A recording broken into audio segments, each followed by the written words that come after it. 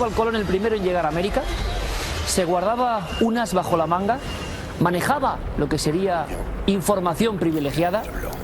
Les aseguro que esta noche en Cuarto Milenio se van a quedar tan sorprendidos como yo cuando me he enfrentado a estos mapas imposibles e inquietantes.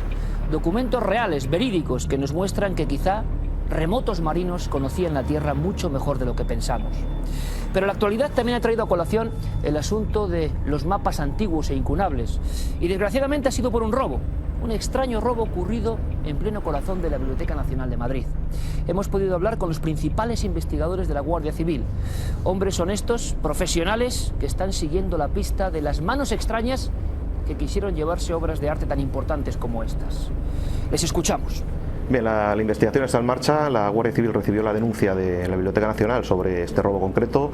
Inmediatamente, pues hizo una difusión nacional e internacional, pues para que las salas de subastas, para que la policía de otros estados que se dedican a proteger el patrimonio también o investigar delitos contra el patrimonio, pues tuvieran conocimiento. Y pues hay varias líneas de investigación, varias hipótesis y pues como comprenderán no podemos, ya se ha hablado mucho sobre el asunto y no queremos matizar más, pues para no perjudicar la investigación. Pero vamos, le puedo decir que hay un grupo dentro del mismo Departamento de Patrimonio Histórico, se ha creado un subgrupo que está trabajando única y exclusivamente esta investigación. Sí, el grupo de Patrimonio Histórico de la Guardia Civil, que se encarga de investigar las agresiones contra el patrimonio histórico, pues ha realizado en su trayectoria pues varias investigaciones de este tipo. Las más recientes, pues podríamos hablar de un robo de 247 libros, de los cuales 12 eran incunables, de un seminario de Cuenca. Paradójicamente, a esta persona que depositaba estos libros en una sala de subastas de Madrid ya se le detuvo hace tiempo por un robo también de documentos en la Biblioteca Nacional. Ha existido una operación que se realizó en el monasterio de Montserrat. Eran unos rabinos que, haciéndose pasar por estudiosos o expertos de libros hebreos, pues aprovechaban las visitas al monasterio y se iban llevando hojas también, arrancaban hojas o libros completos. En una de las ocasiones que lo visitaron se procedió a la detención. Y también pues uno de los servicios más relevantes fue la recuperación de un códice, el códice del Apocalipsis del Beato de Liébana. Este fue robado en un museo de la Seu d'Urgell en Lérida. El códice estaba valorado entre 1.000 millones de las antiguas pesetas y también existió la suerte y la habilidad de los investigadores pues para poder detenerlos y recuperar el códice. En este caso concreto de este mismo códice, el ladrón o el cabeza pensante de la operación había conseguido arrancar una de las hojas del códice pensamos que para ofrecerla como muestra al mejor postor. Seguiremos desde luego la pista de ese extraño y misterioso robo, pero ahora vamos a centrarnos en otros mapas imposibles, mapas desestabilizadores. Y me gustaría mostrarles una cosa que estoy convencido que muchos amigos de Cuarto Milenio, si están interesados desde hace años en el mundo del misterio, quizá conozcan. Es el mapa, una copia evidentemente, del mapa del almirante turco Piri Reis, diseñado en 1513 sobre una piel de gacela. Y en esta humilde piel de gacela, demasiados misterios sin resolver. Tierras que aparecen pero que no habían sido todavía descubiertas. Fauna asombrosa, anticipación auténtica. Y sobre todo una inscripción que nos ha sorprendido porque habla de nuestro Cristóbal Colón. Hemos querido ahondar en este y otros mapas, pero para hablar de este auténtico secreto de la enigmática Turquía hay que viajar hasta allí. Javier Sierra y Juan Jesús Vallejo, con este mismo mapa entre las manos, en un lugar de poder, en la Capadocia. Véanlos y escúchenlos muy atentamente.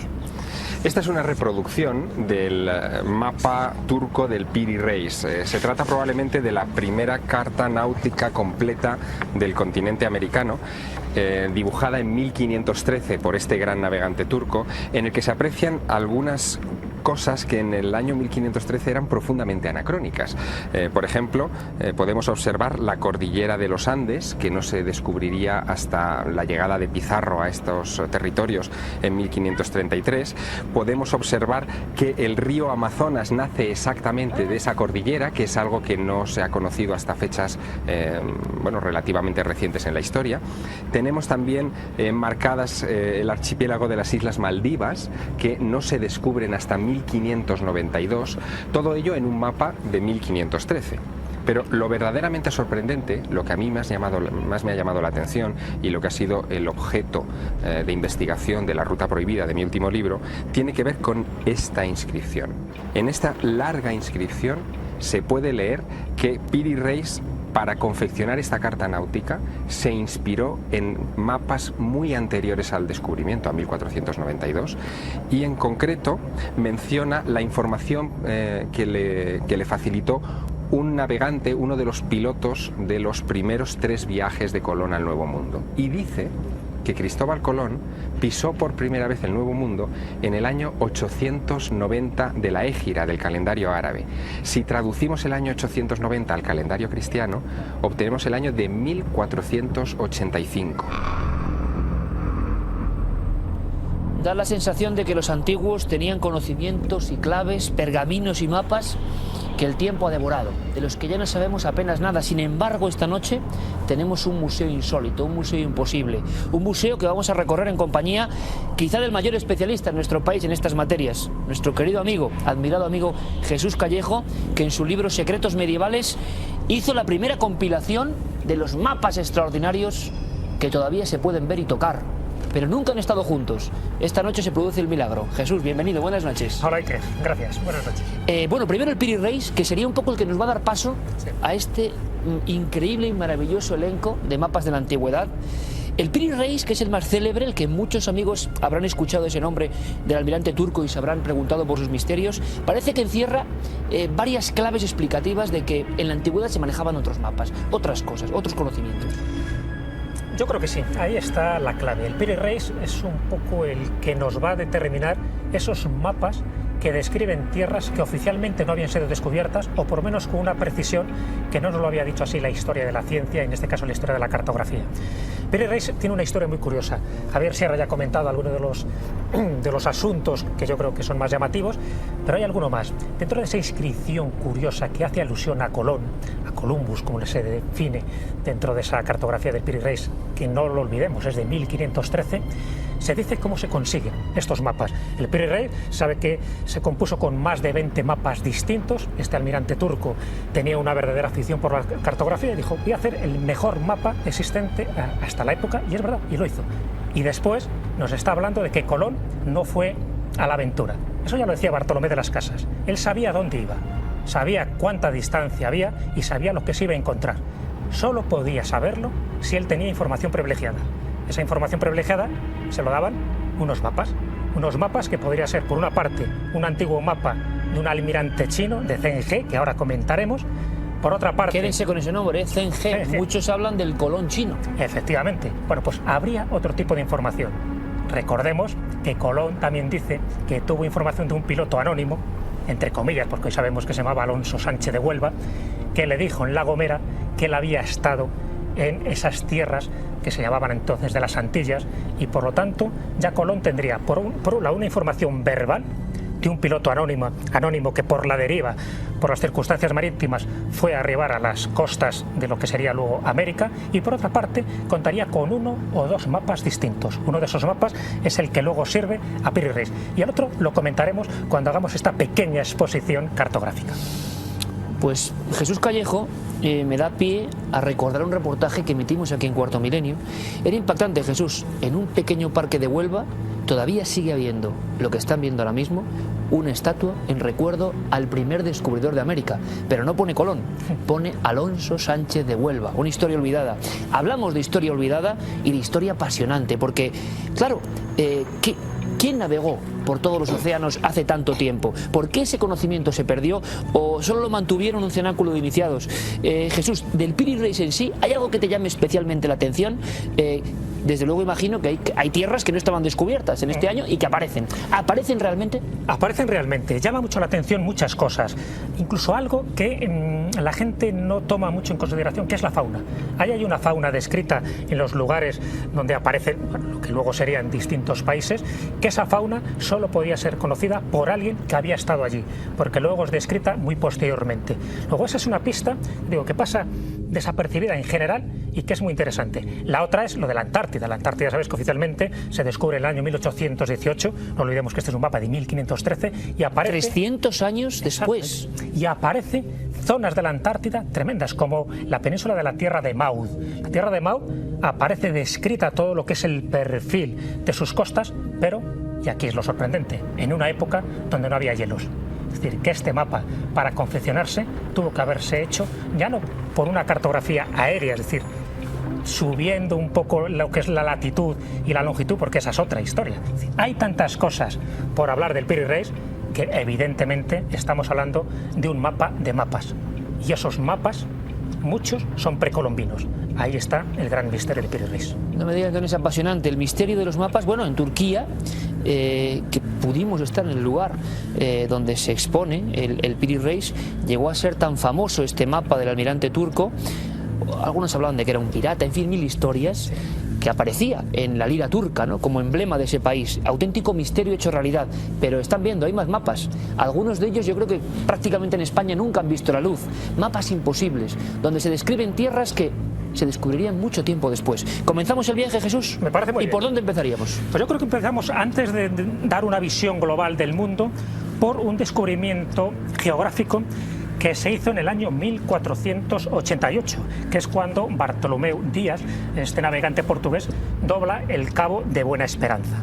Esto es África. Sabéis que en un principio se llama el Cabo de las Tormentas porque doblar aquel cabo era realmente peligroso, y luego, por una cuestión de marketing, se le empieza a denominar el Cabo de Buena Esperanza, para que daba menos miedo con ese nombre.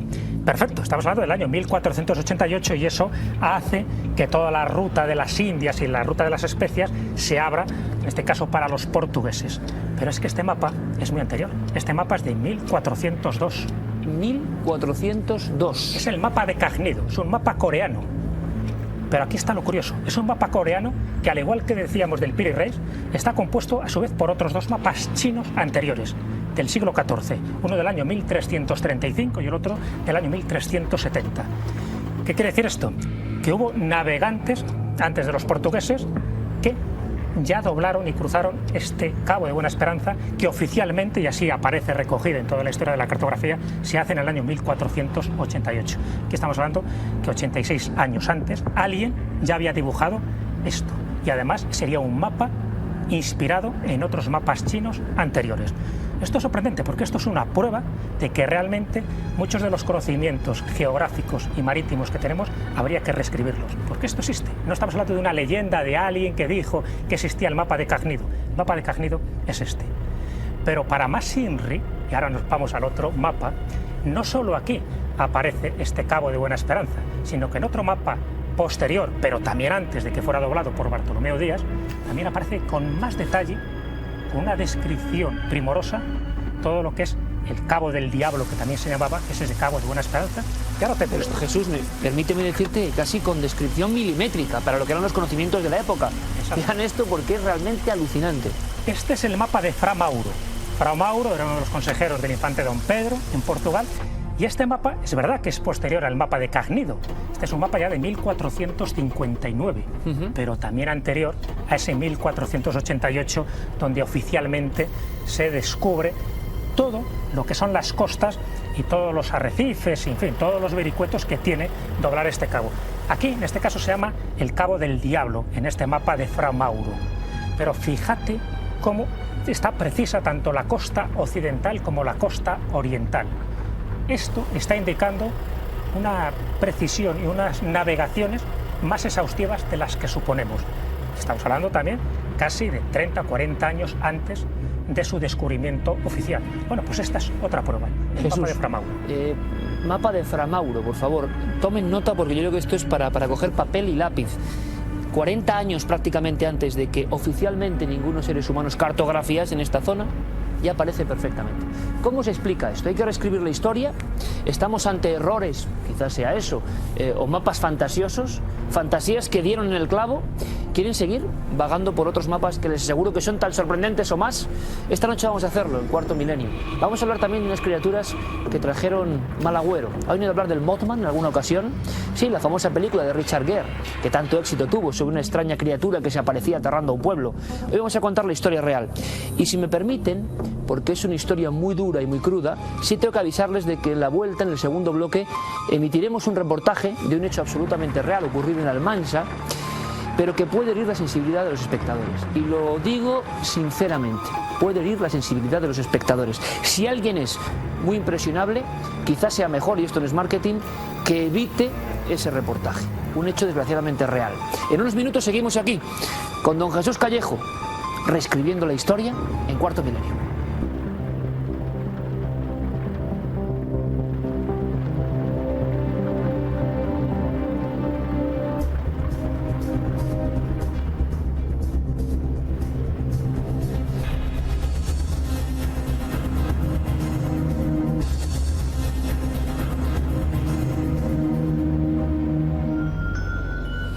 Desde hace mucho tiempo se habla de los secretos de Colón, de si manejaba ciertas informaciones que eran auténticos misterios para el resto de la humanidad, de si tenía perfectamente perfilado su viaje gracias a quizá elementos como estos o como estos.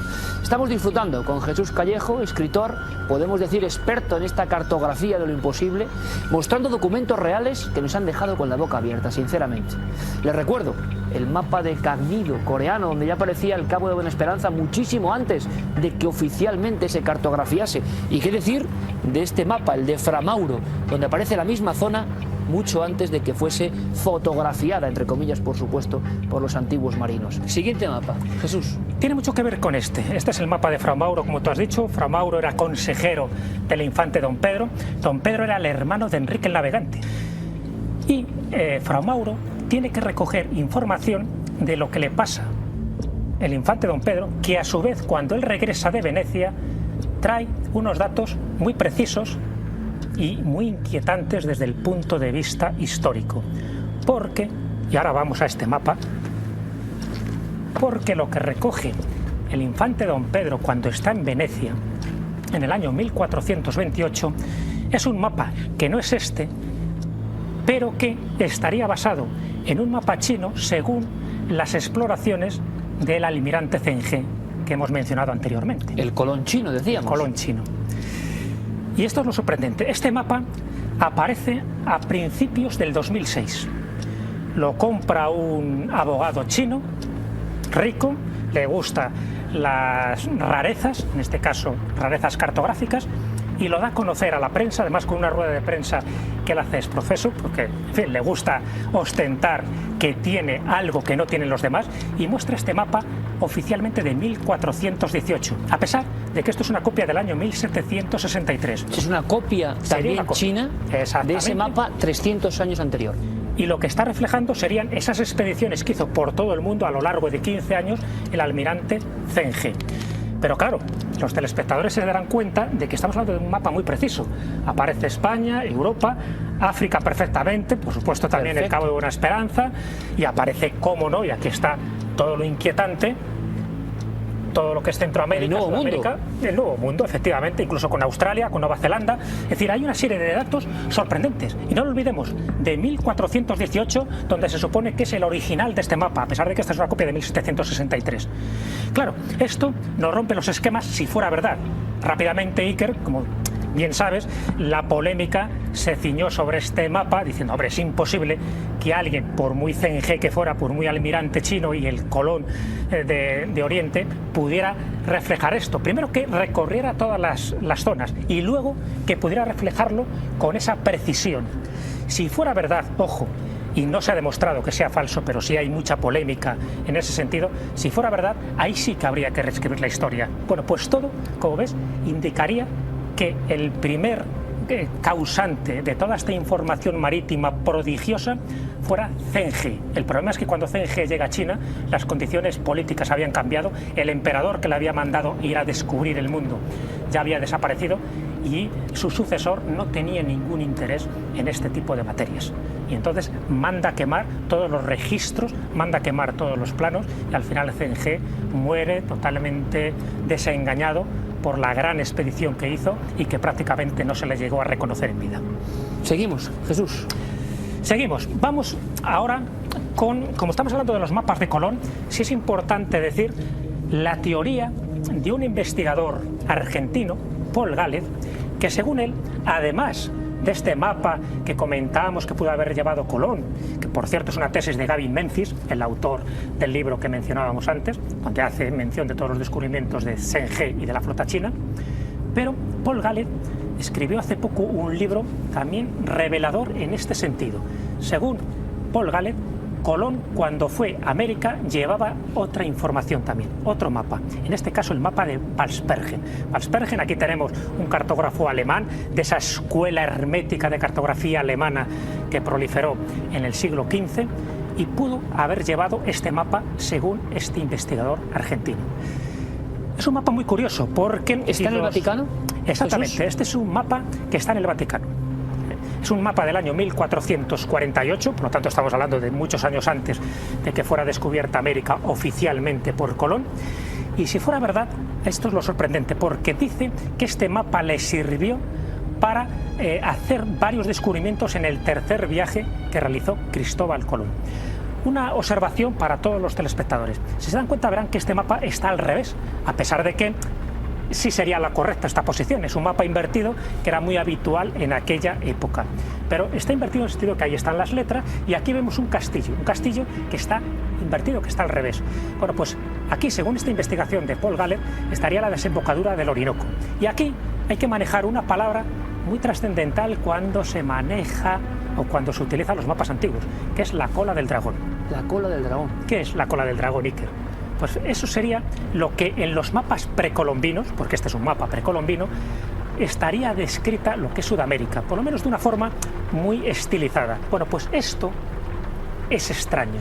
Y esto que es extraño, que siempre se llamaba la cola del dragón y no se le dio mayor importancia, algunos investigadores han pensado que realmente esa cola del dragón sería lo que luego se convertiría en Sudamérica cuando es descubierta oficialmente. Y el mapa este de Waspergen, lo curioso es que aquí es donde dice Colón que encuentra el paraíso. Hay en su tercer viaje, en una de las cartas que le escribe, dicen algunos historiadores que parece que se vuelve loco porque está diciendo dónde está el auténtico paraíso que se describe en el Génesis de la Biblia. Bueno, pues él pensaba que ese paraíso estaba en la desembocadura del Orinoco y por eso aquí coloca ese castillo. Bueno, pues esta sería la pista fundamental que nos suministra Paul Gallen para decir que muy posiblemente Colón también llevara esta copia a América. O sea, que sabía muy bien dónde iba y tenía una información, como ves, de primera mano. Más cosas, Jesús. Más cosas.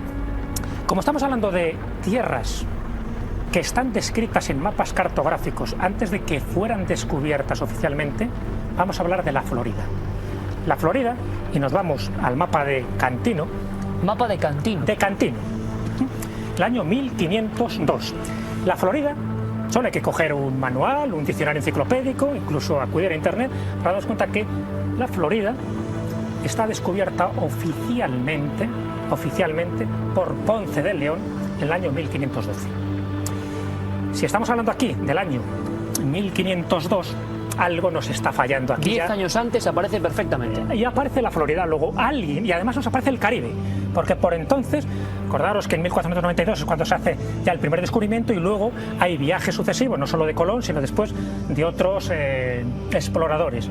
Pero el Caribe no se empezaba a conocer y aquí ya aparecen islas detalladas en el Caribe y lo que es más sorprendente, que es esa parte sur de la Florida en este mapa de Cano, que no debería estar ahí.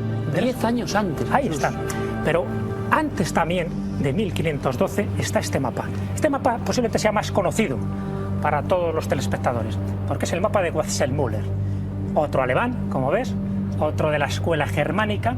Este es el primer mapa mundi donde aparece por vez primera la palabra América. Aquí aparece la palabra América. De 1507.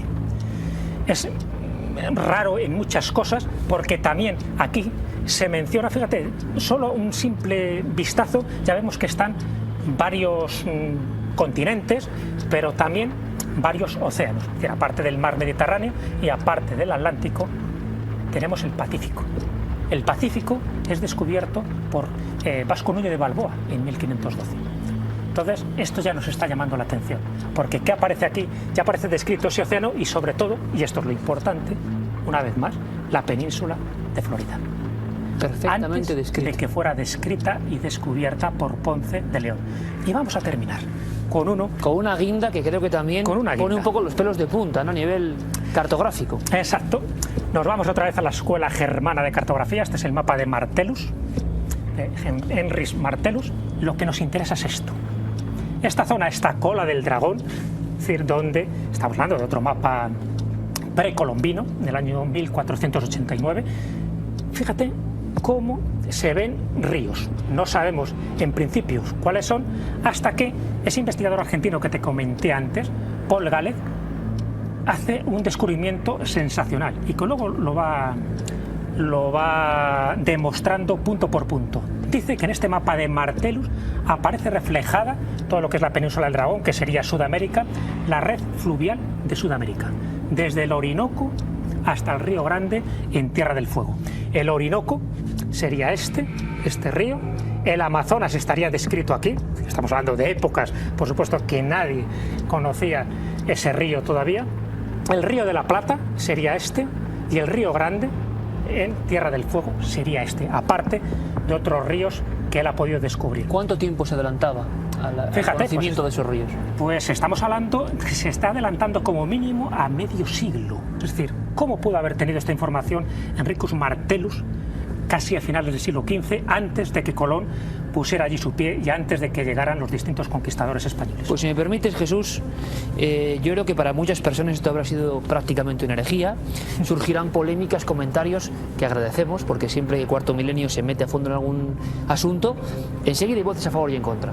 Pero estos mapas son reales, Jesús. Son reales, se pueden ver, están expuestos en algunos lugares. Son de la época. Son de la época, salvo, ya digo, el de 1416, el único que es polémico, por lo que acabamos de comentar, porque realmente es una copia y el original se ha perdido, pero todos los demás son reales. Y es una pequeña muestra, podríamos haber traído muchos más. Podríamos haber traído mapas, por ejemplo, donde se demuestra claramente que la Antártida ya era conocida antes de que fuera cartografiada. Pero como muestra, yo creo que sirve este botón. Es una muestra bastante significativa que podríamos sacar una conclusión, de las muchas que se podrían sacar, y es que la historia habría que reescribirla. Es decir, hay muchas cosas que nuestros antepasados sabían, que quedaron reflejadas, por supuesto, en tradiciones, en leyendas, pero también quedaron reflejadas en la cartografía. Pero esa cartografía, por la importancia que tenía la información que se suministraba, estaba oculta. Era una información secreta. Estaba siempre guardada en los archivos más recónditos. ¿Por qué? Porque la información es poder. La información en cartografía, en vías marítimas, en vías comerciales, es mucho poder. Hay que reescribir la historia, pero sin traumas, sin problemas. Sencillamente las cosas son como son, y en este caso no hablamos de leyendas, hablamos de pruebas, hablamos de mapas. Don Jesús Callejo, ha sido un auténtico placer. Quizá algún día, viendo esta exposición, podamos preguntarnos o intentar responder a una de las grandes incógnitas, ese famoso contrato entre don Cristóbal Colón y los Reyes Católicos, las capitulaciones de Santa Fe, uno de los contratos más importantes de la historia de España, donde se pone algo así, ¿verdad, Jesús? Como por las tierras que ya han sido descubiertas, sí. mucho antes del primer viaje de Colón. Él sabía, nos decía Bartolomé de las Casas, dónde iba, qué ruta recorrer y qué es lo que se iba a encontrar. Estaba el as bajo la manga de Colón en estos planos. Desde luego, Jesús, que ha sido un placer. Muchísimas gracias, compañero, mucha suerte. Un placer sumergirnos, nunca mejor dicho, en lo más oculto de la historia. Recuerden estos mapas, recuérdenlos, porque ahora vamos con un tema, por desgracia, lo decíamos, mucho más crudo.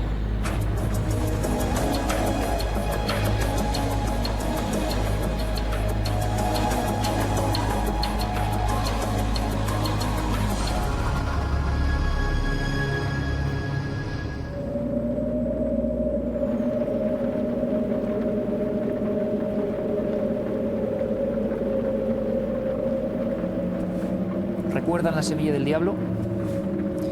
Fue una película que marcó una época y que generó además un tremendo shock emocional a nivel mundial.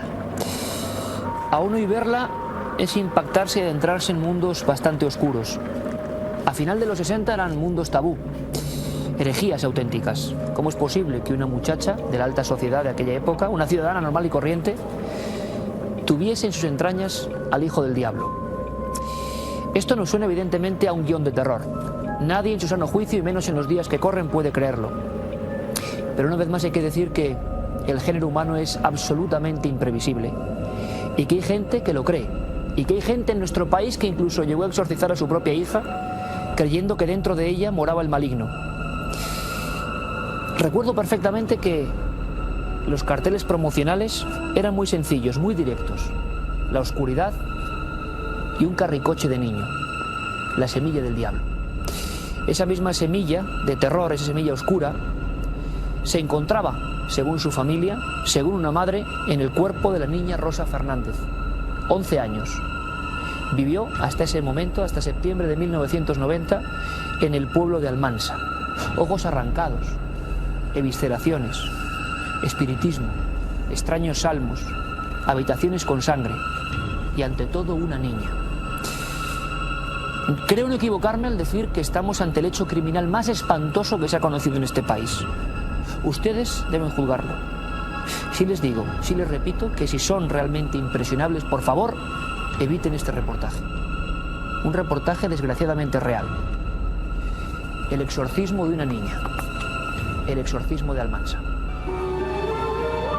El 18 de septiembre de 1990, una niña de 11 años sufrió la agonía más terrible de la que se tiene noticia. Su madre se ensañó con su cuerpo en un extraño ritual.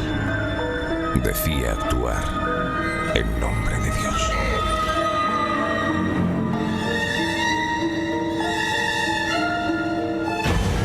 Rosa González, la curandera, lleva varios días obsesionada por la presencia del maligno. Lo percibe en todas partes, pero especialmente en su hija. Percibe que el mal emana de su interior y que es preciso liberarla. Pero va a necesitar ayuda. Es por eso que ha convocado a su mejor amiga, María Ángeles, y a la hermana de esta, Mercedes, para una escalofriante sesión. Parece ser que iniciaron un rito, una situación que realmente solamente ellas podrían explicar con certeza, pero que en cualquier caso no deja de ser un hecho ritual por el cual pues pretendieron extraer de la pequeña, que tenía 11 años en aquellos momentos y que se llamaba igual que su madre, Rosa, pues pretendieron extraer el fruto de un embarazo que decían era del diablo. La pequeña observa asustada cómo las tres mujeres bailan y cantan a su alrededor. De pronto se detienen y la agarran con fuerza, mientras su madre se aproxima dispuesta a extraer de su cuerpo la semilla de Satanás. La mataron de una manera horrible, sacándole las entrañas por la vagina, y eso, para mí eso me impactó muchísimo. Además, primero empezó la madre y al parecer luego siguió una de las vecinas, y la niña sí que parece que forcejeó al principio porque no entró en shock hasta poco después, pero que no sé. Y la madre le seguía diciendo que la quería muchísimo a la niña, pero no sé, sería por las circunstancias, por todo aquello aquellas cosas tan extrañas que las envolvía. La niña se dejó hacer porque la madre le creyó a su madre, y la niña gritaba: mamá, acaba ya, mamá, acaba ya. Era lo que contaban, lo que relataba, y lo relataba el padre, que estaba al otro lado de la puerta oyendo a su hija gritar y no hizo nada. O sea, increíble. El horrible dolor hace que la niña pierda el conocimiento. Se turnan para seguir vaciándola y depositan las vísceras sobre una manta mientras besan sus crucifijos. La causa de la muerte es un shock hipovolémico por pérdida hemática completa, porque acompañada de un shock neurógeno por el dolor también. Lógicamente la visceración se realizó por la vulva, se vació sin ningún tipo de instrumento, sino con las manos produciendo arrancamiento. Posiblemente en algún primer momento se utilizara algún palo o alguna cosa de este tipo, y bueno, pues fue bastante traumática y bastante violenta. Ana, la hermana de Rosa, consigue tras muchos esfuerzos que le abran la puerta. La habitación está destrozada y las mujeres parecen haberse desgarrado la ropa durante el trance. Por unos segundos, contempla horrorizada el cadáver de su sobrina, hasta que se abalanzan sobre ella. Querían arrancarle los ojos para ponérselos a la niña que estaba muerta, porque estaban convencidas que la niña iba a volver a la vida, y hacerle exactamente, sacarle esos órganos que estaban vivos, que ellas habían sacado, y los tenían en una manta en la cama, según los habían ido sacando, volvérselos a colocar a la niña. Ana sufre lesiones graves en los ojos, pero puede repeler el ataque, evitando correr la misma suerte que la indefensa niña. Lo que allí vieron debió ser horrible, porque la niña estaba totalmente envuelta en sangre, y las otras dos hermanas vecinas, pues al parecer estaban en una cama totalmente desnudas, con unos sonidos ininteligibles, pero lo que sí se les entendía, según yo recuerdo y he estado leyendo, no hacían más que decir: no te vayas, corazón, no te vayas, corazón. Hay muchas personas que nos suelen preguntar si lo que contamos en Cuarto Milenio es verdad. Es verdad, evidentemente, pero en casos como este nos gustaría que fuese en fantasía, desde luego, que nunca hubiera ocurrido el terrible exorcismo, como se llamó, de Almansa. Ya les advertía de que podía herir la sensibilidad de los espectadores, y en este caso es cierto que hay que hacer esa advertencia porque es una historia durísima, que incluso hay que decir que hemos rebajado un tanto a nivel de la recreación. Ha cubierto esta historia nuestro compañero Paco Pérez Caballero. Paco, aún estoy impresionado, sinceramente. No me extraña, Iker, porque a mí es uno de los temas que a lo largo de mi carrera más me han llegado al corazón. Crimen que tiene muchas más aristas que vamos a ir explorando en unos minutos, pero por supuesto tenía que estar en esta mesa el psiquiatra forense, el doctor José Cabrera, que yo sé que también se ha quedado impactado, ha recordado esta historia, él que tiene tantas historias en el archivo de la mente, ha sacado la ficha correspondiente a Almansa, y yo no sé qué sensación, doctor, tienes en este momento, y si se puede hacer por lo menos un diagnóstico a brote pronto de lo que pasó en esa habitación en aquella noche que tuvo que ser infernal. Yo creo que primero la razón tiene un límite, pero la locura no lo tiene. Y aquí vamos a decir esta noche unas cosas que a la gente que nos está viendo les va a paralizar en el asiento. Vamos a hablar de la locura, vamos a hablar de la locura inducida, vamos a hablar de la superstición, vamos a hablar de la ignorancia. Cuando unes la locura, la superstición y la ignorancia, el cóctel casi siempre es mortal. Y en este caso, de una mortalidad y una crueldad que es que no cabe en la mente humana.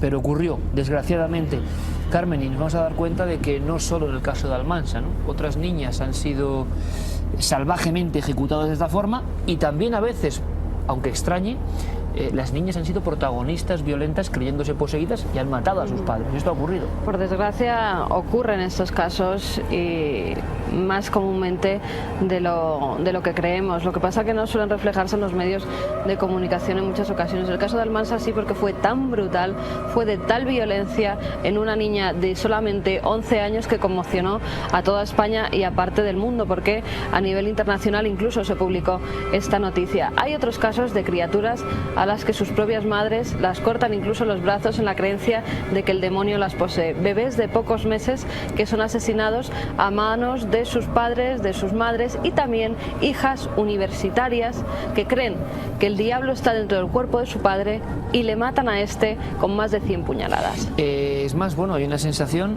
y se ha publicado en varios rotativos internacionales, de que en Londres hay algunas comunidades de migrantes africanos que traen en rituales antiguos, los niños son protagonistas, se habla de los niños brujos en Londres, y claro, nos parece como muy lejano, ¿no? Como algo, no, en España también han pasado cosas como esta. Es más, sí que los niños brujos del Congo, que es como se les llama, fueron encontrados en Londres en una parte muy suburbial de la ciudad por un portero. Fue encontrada una niña, estaba resguardándose en una escalera porque había sido maltratada, la habían punzado con un cuchillo de cocina en varios sitios de su cuerpo, la habían echado a la calle, y todo porque creían que estaba poseída por el espíritu de un ser maligno. Eso su propia madre, su tía y un amigo de esta. Pero se cree que en Londres cientos de niños que vienen del Congo y de Argelia, por ejemplo, son tratados en rituales, porque también se han encontrado incluso torsos flotando en el Támesis. O sea, historias brutales. Lo que sí sabe la policía londinense es que cientos de niños africanos desaparecen en Londres todos los años. Bueno, dejamos estos apuntes, vamos a seguir ahondando en el asunto de Almansa. Pedimos toda su atención y en este caso toda su fuerza también, porque el tema es durísimo, pero tan real como la vida misma. Esto también es el misterio, la cara más oculta. A la vuelta también hablaremos quizá de una imagen que para muchos fue diabólica, que causó el pánico social en una población hace ahora unas cuantas décadas, en Point-Pleasant, cuya historia real al final se convirtió en película protagonizada ni más ni menos que por Richard Gere. ¿Han oído hablar del Mothman? Bueno, pues hay una historia real que van a vivir aquí esta noche con documentos, como siempre, en la Mesa del Misterio, de Cuarto Milenio.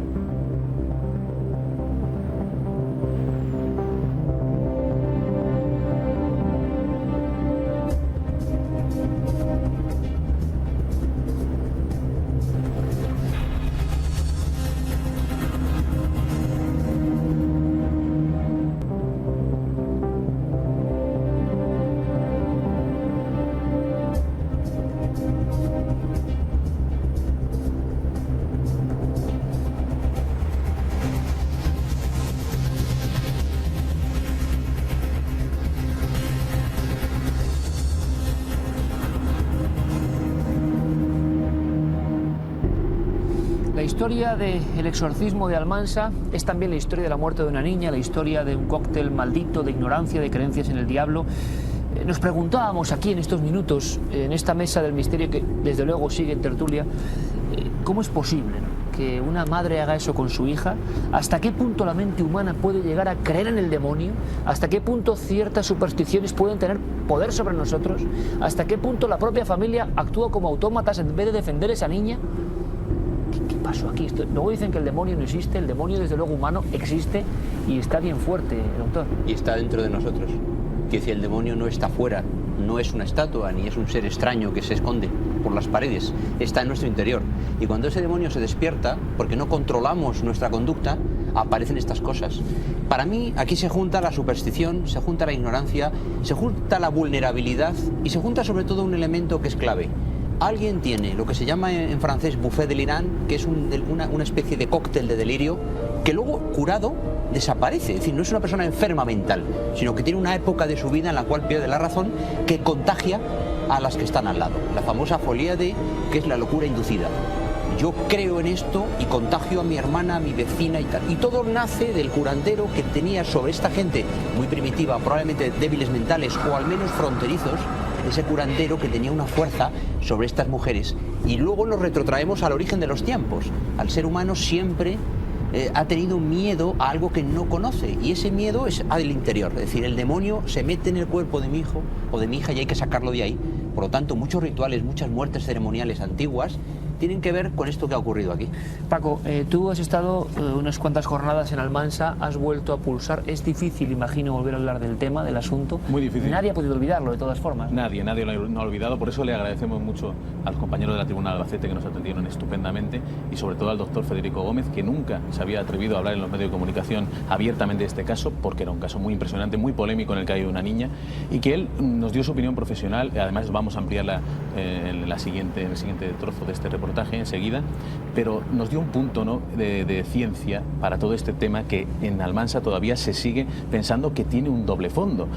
Nada más a ocurrir el hecho, los vecinos de Almansa fueron y pintaron en la puerta una cruz invertida.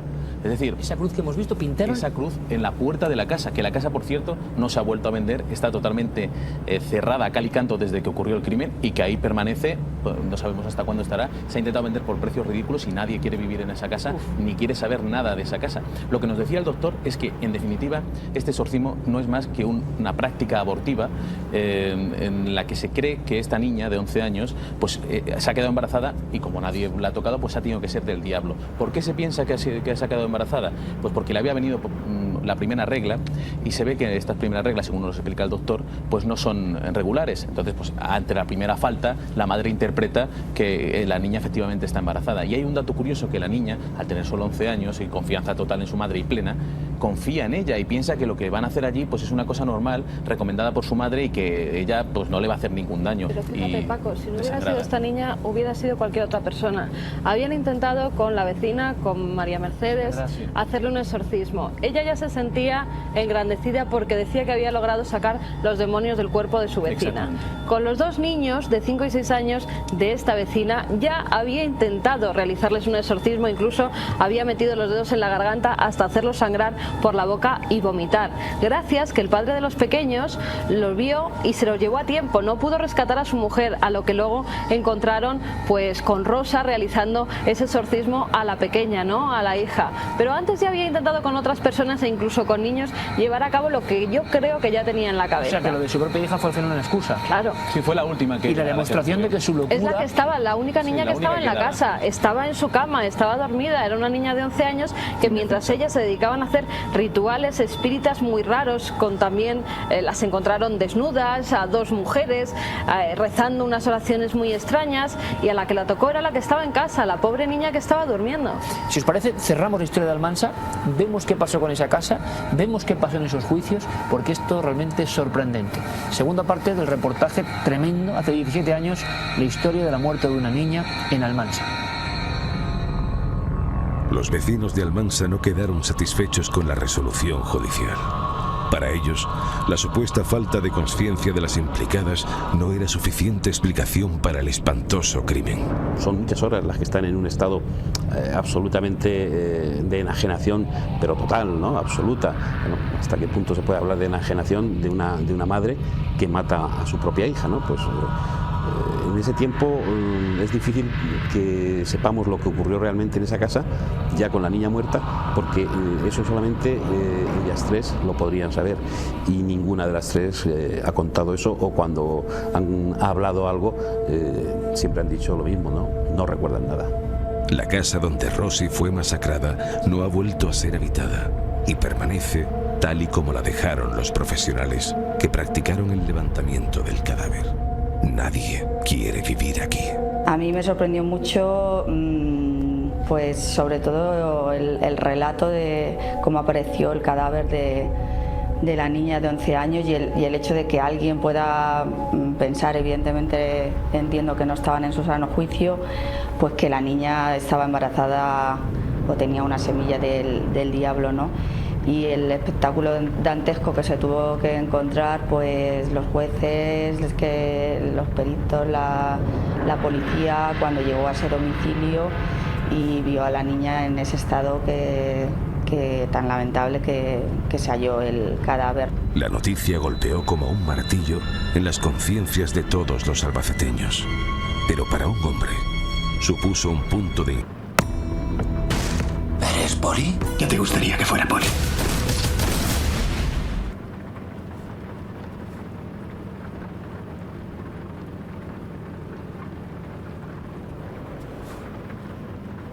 ¡Atención! En Factory Colchón, todo fuera. Remate final. Colchón viscoelástico 199 euros. Y llévate el canapé completamente gratis. Sí, has oído bien. Colchón 199 euros y canapé gratis. ¿A qué estás esperando? Las unidades son limitadas. Factory Colchón, la marca blanca de los colchones.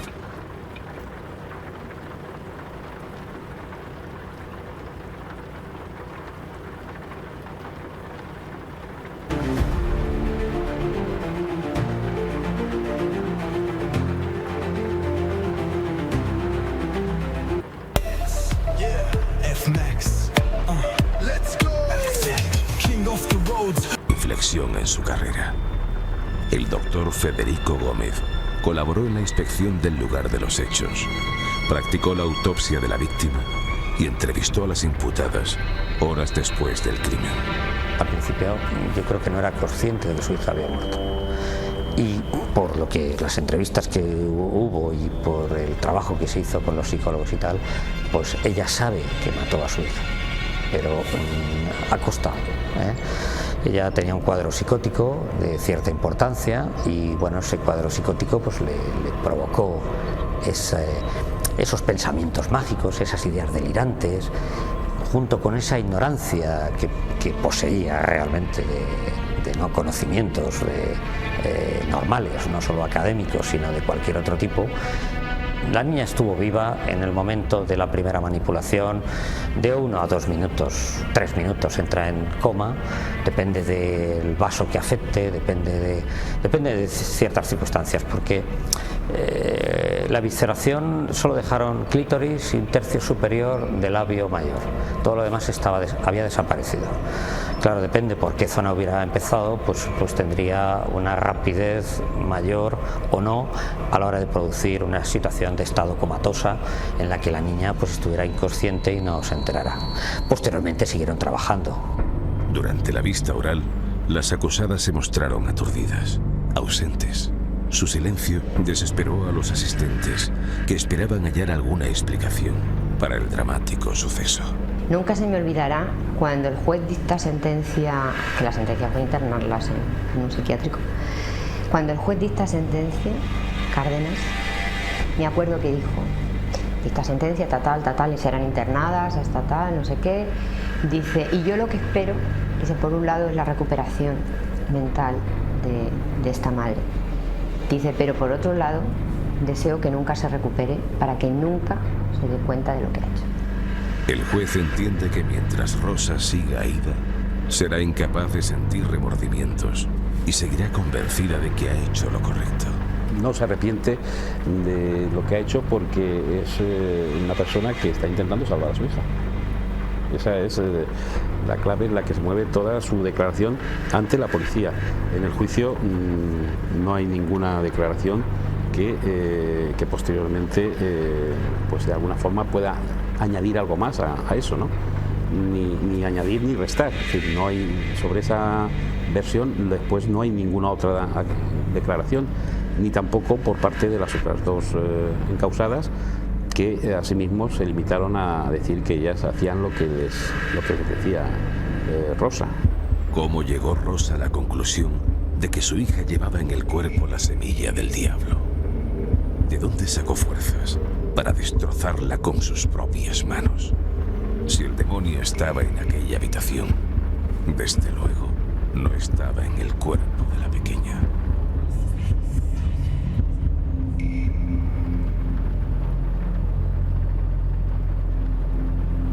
Estamos realmente impresionados con esta historia. ¿Para qué negarlo, no, Paco? Una casa marcada, por cierto, ya tenemos otra marcada más en la lista. Creo que es una de las casas que nunca se venderán. De hecho, allí la gente además lo que nos decía es que hasta que esto no lo derriben y hagan aquí un solar y construyan de nuevo, nadie se va a atrever a recordar el sufrimiento de esta niña, ¿no? Impresionante los personajes que rodean el caso, tanto el padre de los dos niños que estaban allí antes y que pudo salvarlos, que es el marido de María Ángeles, como también, por ejemplo, Mercedes, que comentábamos, es la que resulta totalmente absuelta. Las tres son absueltas, pero María Ángeles y Rosa van a un psiquiátrico durante algún tiempo, y Mercedes, que es hermana de María Ángeles además, pues queda totalmente libre, y es la única que declara en el juicio. ¿Y qué es lo que dice? Pues que ella no es consciente de lo que sucede allí, que no se da cuenta de que la niña está muerta hasta que entra la policía, y cuando ya entra la policía, pues ve que algo está sucediendo. Y dice o confiesa que ella piensa que estaba como hipnotizada, algo que también nos llama poderosamente la atención. Doctor, ¿cómo es posible esto? Esto sí que nos deja absolutamente alucinados, ¿no? Esta Amnesia es una total. situación, sí, la amnesia, que es por cierto un mecanismo de defensa para superar el dolor inimaginable que podía ser el de ser consciente de lo que uno ha hecho. Pero este es el mismo caso que ocurre en el vudú. La gente sabe que hay una religión sincrética, que es el vudú, donde la persona se vuelve, digamos, una locura temporal. Ahora, esto que estamos hablando aquí, que es increíble por su realidad, debería servir para los que nos están viendo, como hemos comentado hace un momento, para que todo el mundo esté ojo a visor. Es decir, no podemos caer en manos de la superstición, porque ha costado mucho tiempo que el ser humano tenga la razón como su principal motivo y es la base de la sociedad del bienestar. O sea, creo que esto está sirviendo de alguna manera, ¿verdad?, como un elemento. Se puede creer en cualquier cosa, doctor. Por favor, es que es increíble. En cualquier cosa, en cualquier ritual, no vale todo. ¿Qué creían ellos? No vale todo. Esa es una buena pregunta. Ella era una curandera bastante respetada. Es decir, allí la gente confiaba en sus artes, por decirlo de alguna manera. Sí, decían, tenía clientela como curandera. Sí, bastante. De hecho, lo habéis comentado antes, lo ha dicho Carmen antes, el marido deja de trabajar porque el dinero que gana, haciendo, que además es la voluntad, como bien sabéis, normalmente en los casos de curanderismo suele ser la voluntad, pero esta voluntad que le van dando los pacientes, pues le va bastante bien para ir viviendo sin mayores problemas. Hay una cosa que es muy curiosa, hay varios elementos que yo desde luego no había ido nunca en la historia criminal española. Primero, doctor, es un caso único, es decir, tú, por ejemplo, en tu dilatadísima experiencia como forense, ¿has visto algo parecido? No, parecido a esto no hay nada. Lo que sí es cierto, pues, por ejemplo, los forenses hemos hecho varias autopsias, yo he hecho varias autopsias en lugares especiales, sobre todo en Albacete y en Zamora, donde hay muchos curanderos, porque cuando va la gente al curandero y se muere en un pueblo X, el médico del pueblo no certifica la muerte, lógicamente. Y entonces el forense es llamado para hacer la autopsia de ese hombre que ha muerto en manos de un curandero porque tenía que morirse, tenía un cáncer. Entonces son varios los casos ya. ¿Qué ha ocurrido aquí? Sí. Sobre todo en la provincia de Zamora, en la zona que limita con Portugal, son varios los casos en los cuales te llamaban ya como forense para practicar la autopsia en un hombre que iba con una leucemia al curandero Pepito. Convencido de que iba a curarse. Convencido de que iba a curarse, claro, lógicamente ni se cura ni nada. Pero un caso igual a este.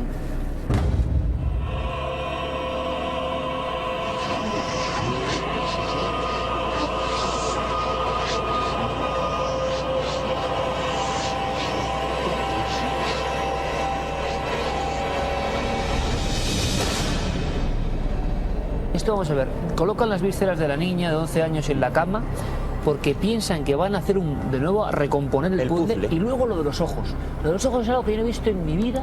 ¿Qué sentido tiene eso, doctor? Los ojos que se los querían arrancar a alguien para ponérselos a la niña de nuevo. Sí, de hecho la tía Ana González tuvo que estar en el hospital unos días porque le produjeron unas erosiones en los ojos, afortunadamente no muy graves, porque ya pudo defenderse y repeler el ataque, pero estaban convencidas de lo que estaba haciendo. Efectivamente, ahí el doctor tiene razón y los peritos determinaron lo mismo. Las mujeres en principio no querían matar a esa niña, ¿no? La querían, pues, no sé, reiniciar, por decirlo de alguna manera, ¿no? Pero no da la sensación, Paco, permíteme, que eso tenía como una estructura, es decir, no parece una muerte absolutamente fanática fuera de sí, sino que había como un planning, había como una especie de receta, porque sin duda, sacar las vísceras, los ojos. Pero se ha querido ahondar en eso, no se ha querido ahondar. El planning tiene que ver con la superstición, es decir, con la búsqueda del mal. Entonces, para buscar el mal, se asocia a que esa niña está embarazada del demonio. Entonces, ¿qué ocurre con eso? Hay que sacar el fruto de ese embarazo para salvar a la niña y matar al demonio. Entonces, ahí entra eso. Y después, para darle la vida a la niña, hay dos cosas. Una, recolocar las vísceras, y dos, darle las ventanas de la vida, que son los ojos.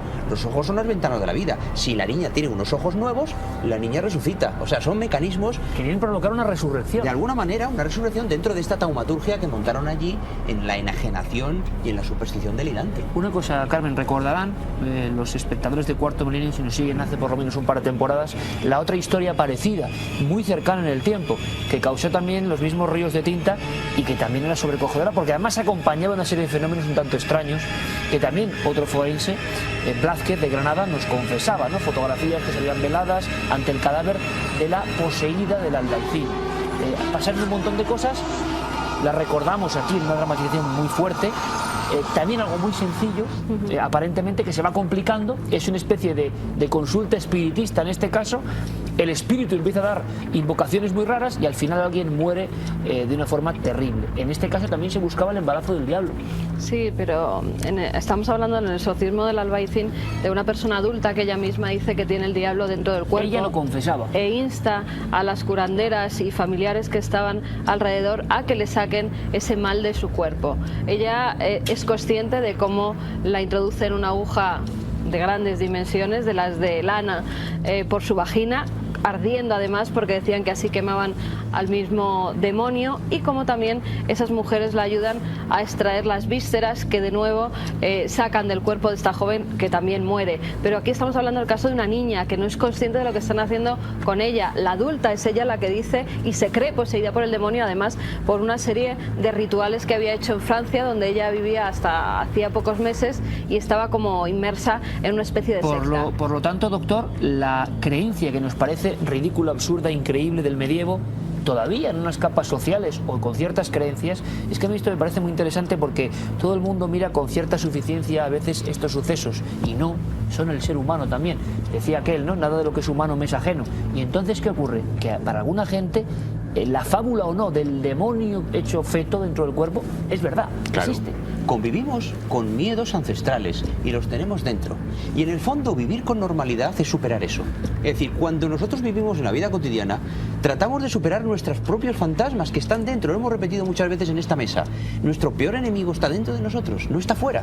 No es alguien que te insulta, eres tú mismo. Por lo tanto, estos miedos están ahí. Lo que ocurre es que cuanto más conocimiento, más raciocinio, más cultura, esto queda más hundido en el interior de nuestro cerebro de reptil. También lo hemos comentado aquí muchas veces, ese cerebro primitivo que tiene 6 millones de años de evolución. Pero aún así se dan casos. En Saavedra, por ejemplo, en Argentina, en el año 2000, 2 chicas universitarias de 29 y 21 años creen que su padre está poseído por el demonio. Es más, ellas ingresan en un centro espírita, empiezan a darles... Esa conexión también hay, ¿no? Del espiritismo con el entendido. Empiezan a darles unas nociones, sobre todo porque ellas creían que su casa estaba poseída por algún ente maligno, hasta tal punto que en el espejo dicen que ven reflejada la silueta del demonio. Ya no solo eso, piensan que el padre tiene el demonio dentro de él, y lo que hacen es tirarle al suelo, le atan y durante 3 días llevan a cabo un ritual que acaba. Y esta es la escena que se encuentra la policía y que ha sido publicada en diversos medios. Entra la policía, se encuentra a sus 2 hijas desnudas junto a él, con una Biblia, con agua, con recipientes llenos de sangre que han extraído del padre. El padre ya estaba muerto, tenía fuera los ojos, le habían sacado los ojos, tenía la cara completamente desfigurada de los machetazos y cuchillazos que le habían dado, y en el cuerpo había más de 100 puñaladas, todo ello formando una cruz. ¿Para qué? Para sacar el mal del cuerpo de ese padre. Era viudo, él siempre había cuidado de su hija, de sus hijas, y no solamente eso, llegó hasta tal punto el barullo que estas dos crías tenían en la cabeza, fueron además, dijeron que estaban enajenadas, que no sabían lo que estaban haciendo, que ellas cuando entra la policía les decían, váyanse, estamos sacando a Satanás del cuerpo de nuestro padre, le estamos ayudando, y el padre ya yacía muerto en el suelo. Paco, por último, a día de hoy, las principales implicadas, ¿qué es de ellas? Pues están en libertad. Están en libertad, o sea, igual nos están viviendo en localidades relativamente próximas al Mansa, seguramente nos estarán viendo, ¿por qué no? Y naturalmente están totalmente rehabilitadas, como decía el doctor, cuando alguien ingresa en un centro psiquiátrico con una determinada patología y son consideradas aptas, lo abandonan y están totalmente libres, han cumplido lo que les ha determinado la justicia y en fin, lo único que esta mujer desgraciadamente tendrá que cargar siempre en su conciencia pues con este hecho sangriento que si realmente ahora es consciente de lo que hizo, pues le causará un dolor probablemente que nunca jamás podremos comprender. Gracias, Paco. Fabulosa historia en el sentido periodístico, claro, en el sentido triste y humano. Nos gustaría no volver a contar una como estas, pero pasó en nuestro país y puede haber una enseñanza en todo esto. Gracias, Paco. Muchas gracias, Iker. Doctor, porque al final, ¿con qué nos quedamos? ¿Esto para qué lo contamos? Es que hay gente que está en ese borde, ¿eh? Hay gente que está en ese borde en diferentes pueblos de España, diciendo que lo cura todo, diciendo que con cierto ritual puede hacer un lazo de amor o un lazo de muerte, que puede hacer daño a quien te está haciendo daño. ¿Cuánta gente, y más ahora, también con la llegada de nuevas religiones, está haciéndose sabia repentinamente y llegando o ayudando a otros a que lleguen a cierta locura? Y no está mal que en este momento contemos exactamente esto, doctor. Me parece fantástico que lo digas, porque además lo tenía en la punta de la lengua. Es decir, los que nos están viendo hoy deben aprender de esto, que la clave de la vida es el raciocinio, el cariño, el amor, la cordura. Todo lo que no está ahí es pura locura.